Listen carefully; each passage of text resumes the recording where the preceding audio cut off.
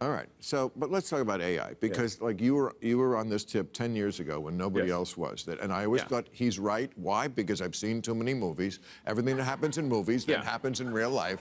And you know, if you make things that are way smarter than you, why wouldn't they become your overlords? So, what did you say to Chuck Schumer, and what are we doing about this? I know you want to pause in AI because just in the last 6 months with ChatGPT, which came from a company you started.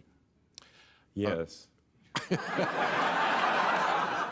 Well, I mean, a friend of mine has a sort of modification of Occam's razor. So instead of the simplest thing being the most likely, the most ironic outcome is the most likely. Right. Right. Yes. So, with respect to AI, I just think we should have some sort of regulatory oversight. So, for anything that is a danger to the public, if it's sort of aircraft, cars, food and drug and whatnot, we've got some regulatory oversight, like a referee, essentially, and making sure that companies don't cut corners.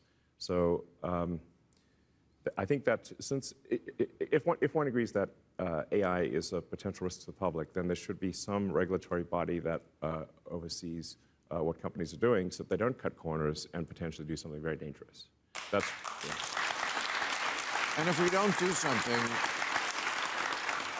lay out a scenario for me in the next 2, 5, 10 years if nothing is done, because we're very good at doing nothing, especially when it comes in the way of profit, and this is a big profit engine now for companies. They're going to want to just compete with each other. I mean, there are people like Ray Kurzweil who doesn't think it's a problem at all.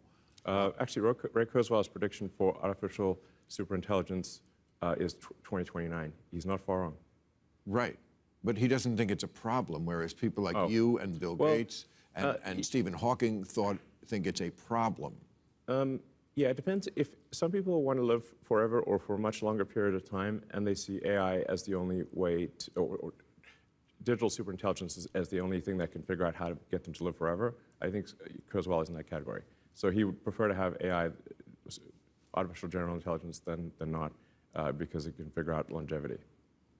So are you optimistic? I read in your Rolling Stone article back in the day that you said you can never be happy unless you're in love. Well, you can be half happy, I suppose. I mean, there's two things.